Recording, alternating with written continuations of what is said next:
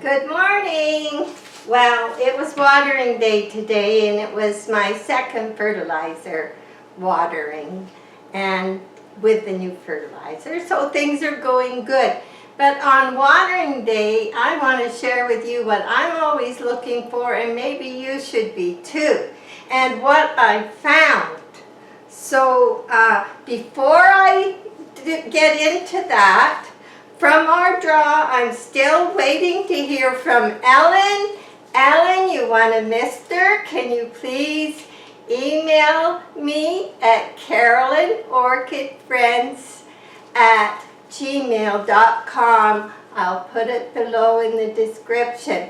We're still waiting for your address and phone number. Homestead Lee, we're still waiting for your address and phone number. If you do not have a phone number, you can give a friend's number in your area or a neighbor. So I just wanted to say that. We'll be getting ready to ship them out soon. And let's get on with this. What have I found and learned while I was watering today? I love to turn the music on, and I love to just examine each one peacefully.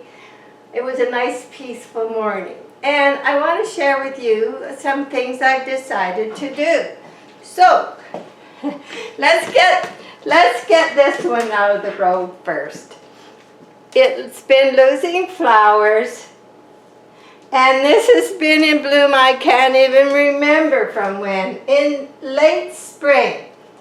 And I've decided I'm cutting it right off. Now I've been experimenting, and I decided that if there's lots of leaves, I usually leave the spike lately to see what happens. But this one, it's been struggling it's held these flowers so long. It did get a new leaf, but it's been struggling to grow. And now I notice, and I'll give you a close-up later, there's another, in fact, I'll show you. There's another new leaf trying to grow.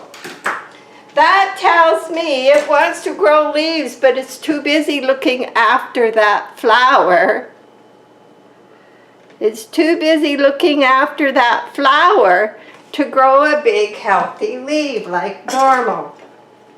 So it's just been on there so long. I haven't gone back. I haven't had time to go back and really assess what's going on. So that's how I make a decision.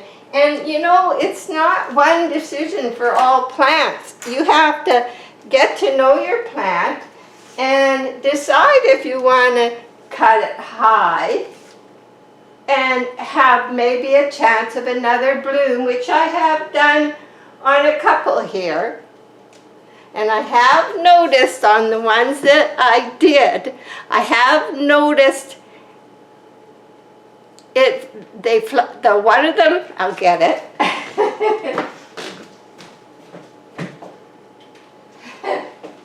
So, this one in the little traffic cone,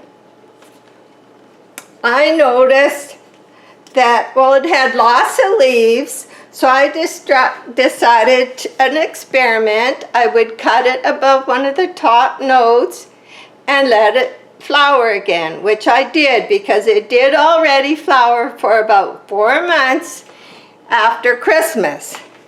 Now it has lots of leaves, but what I have noticed, apart from my other ones, it's trying to lose more leaves. It's trying to lose these 2 leaves. I say it struggled because I asked it to flower again instead of cutting it back, and that's my opinion. Because I have been experimenting, and my other ones are not losing leaves, not in that much, so I just say it put that much more stress and demand on the orchid. So I'm going to cut this above, about a good inch above the last node, so that disease can't go back in there. So I'm going to cut it above the last node. There we go.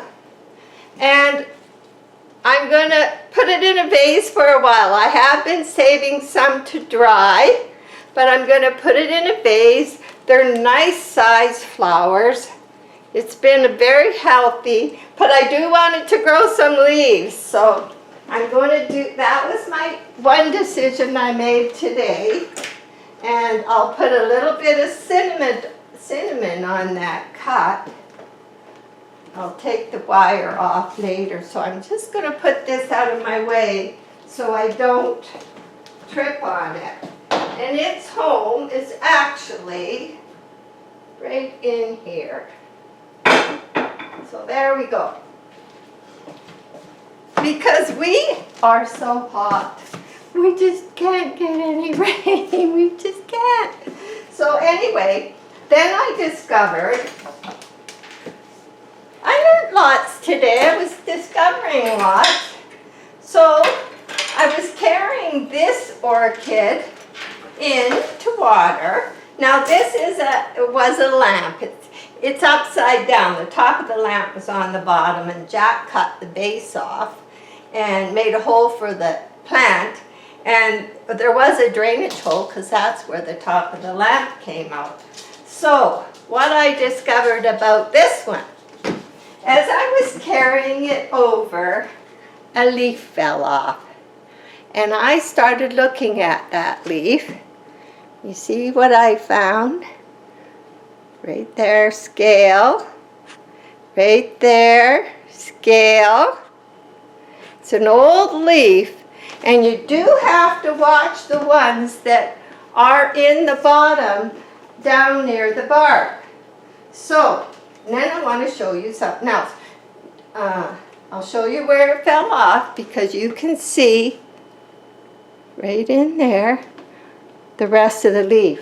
Now, usually I like to catch this early. I'm going to see if I can close up a little bit for you. We'll go in here. Okay. It's hard to... There. Okay, usually I like to catch this a little sooner because if I catch it sooner, what I do is I start at the very tip of the leaf, which is this end, and I just go back and I rip it off. And sometimes you have to do it in more than 2 sections. And then you pull down and down. And I'm always cleaning up mine, like there's little debris, because when you take this piece off where the leaf has left its sheath, I have learned that has to always be cleaned up. You get more roots out of there, and debris and scale have to live in those little places where water seems to hold. And I have a pair of little red pliers. They're flat and they can't, pointed one might be more dangerous, but they're kind of flat. And then I go in and I hold the plant quite strong because it does pull, and then I pull down. And looky here. This is what it's always like in there. And if you're somewhere where you have heavy humidity, not here, then you're going to have more likelihood of rot if you leave this on. And then over on this side is the other half. So I'm going to go in and I'm going to hold the plant and I'm going to pull down. You sort of have to be gentle, and it is tough. There.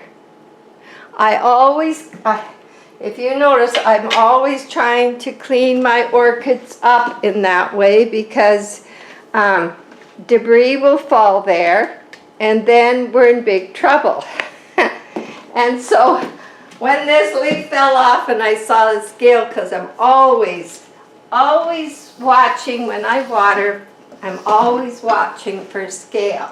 So where I look is always down at the bottom, under the leaves. And I seem to like these. I've used paper towels, but I go to the dollar store. I seem to like these cotton rounds.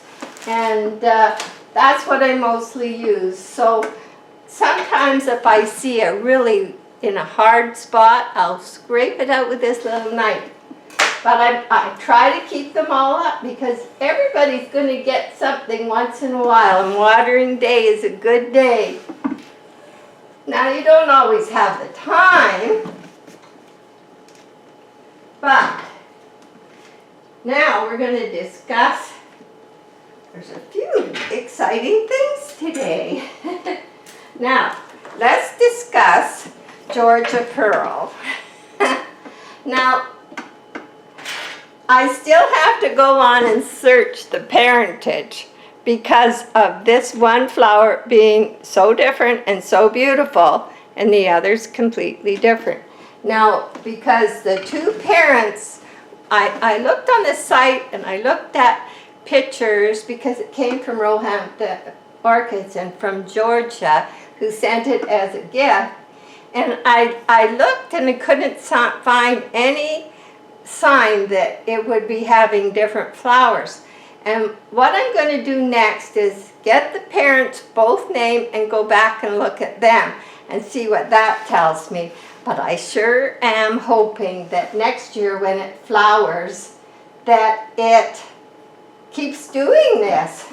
It's healthy and it has a lot of root growth, and as you know, I changed to completely bark, and it's doing quite well. So that's what's on the agenda for that one. Now, oh, what I wanted to say, if you have one that the leaves after watering day, and if you get yours wet, because mine always get wet, the leaves are very close. Now that's going to set up a problem with no air if it does not dry in there. And I've tried pieces of rolled up paper towel, but I still think the corks are the best. And until I know they're good and dry, I take a little cork and I stick it in there. And I'm sure that air is still going to get in between the leaves. And even if your leaf is too close to the medium on the top, you could put also a cork there. So, she of course was in moss, and I finally slowly changed her to bark. Not saying she won't have any shock, but I think the shock will be extremely less. Now, this is Alphinia. She was flowering so good ever since I got her, and even through all this heat, and even though she was changed to bark in April 2022, she's still flowering. And this was a new leaf. I'm hoping for another new leaf. This leaf was damaged on arrival, and she was a free gift that came with an order from Roehampton Orchids and Phal Alphinia. I'm loving her. So, there's her. Now, Front door open. Front door open. We have security now. I'm not going to say it's working perfect. Okay, now, a Phal Sogo Vivian. Oh boy. Maybe just like, come here. Now, Maggie does not like the doorbell to go. But what she does is she always runs and comes and gets me. And she says, Mom, the doorbell is ringing. And if she sees a dog walking down the road and she's up on her little perch, Mom, she'll say, I think Jack is trying to get things working. Anyway, he doesn't know I'm doing this. So, now, all the other little orchids I got at the same time, I'll put her here. Now you stay. Stay. Okay, now, they're all doing well. Now this is Sogo Vivian. She's the pyloric orchid I got. And she's getting a real healthy, oh my God. No. Dad is being bad. He probably wants me to answer. Okay, everybody, just, are you there? Yeah, it's okay. We ignore Yeah, it here. I'm trying to do a video. I can't help it. That's life. Okay, he says he can't help it.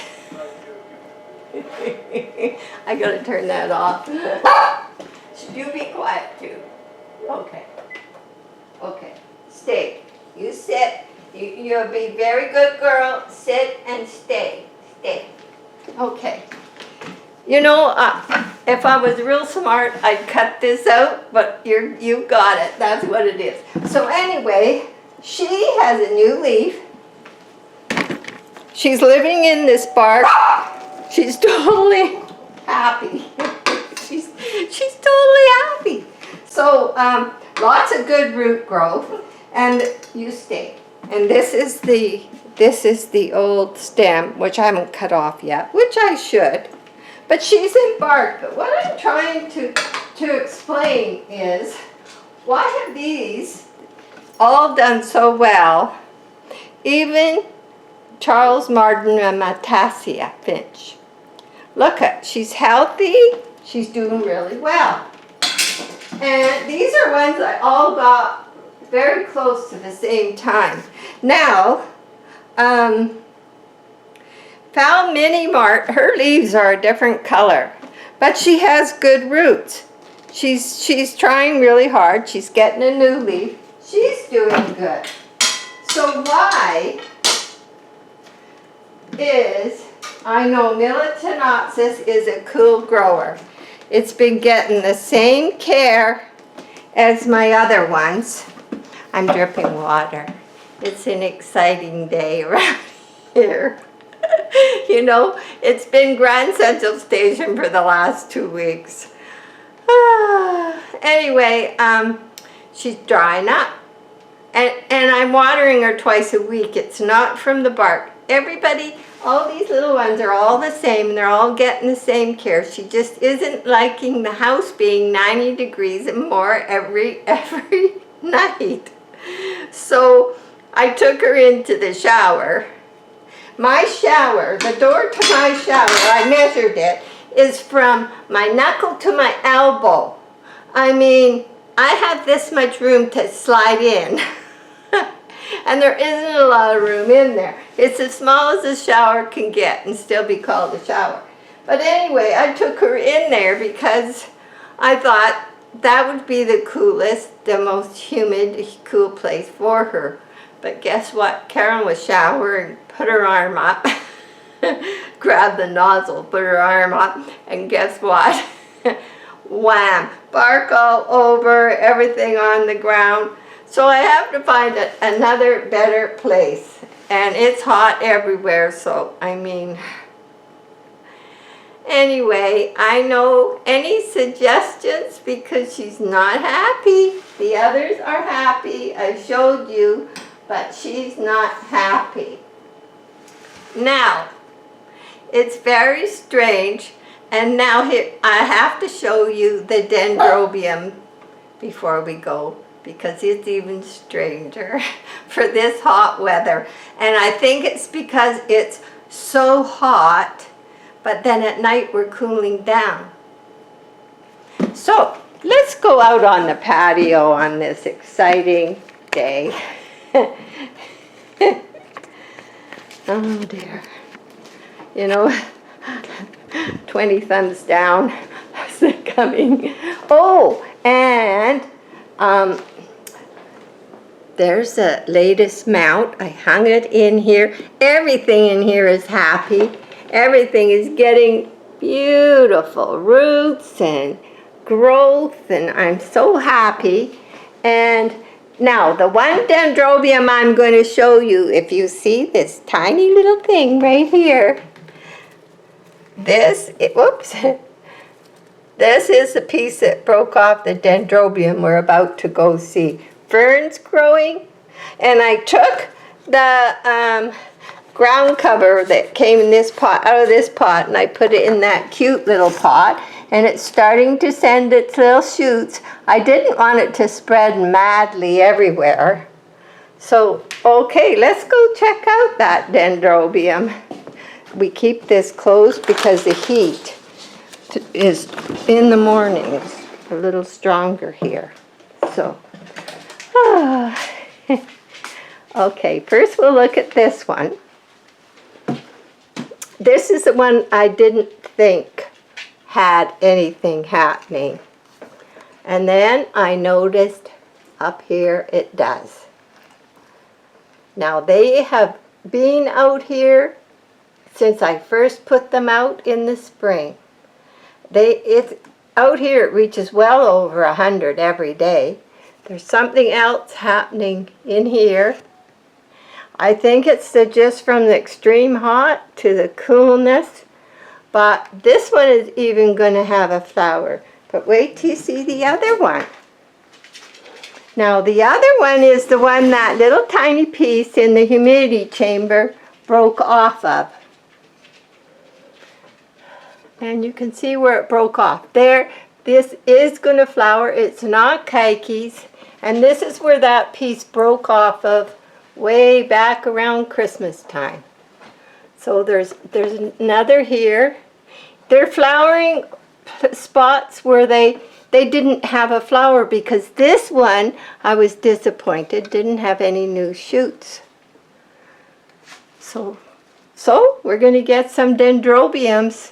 And I never get them until they've been in the greenhouse for 2 months, and I quit watering them. And there you go. So I'm not sure. I guess after they flower, I'll just go back to normal and put them for the winter for a month or two out there where it's colder. But anyway, they've decided to flower. As you can see, our grass is brown.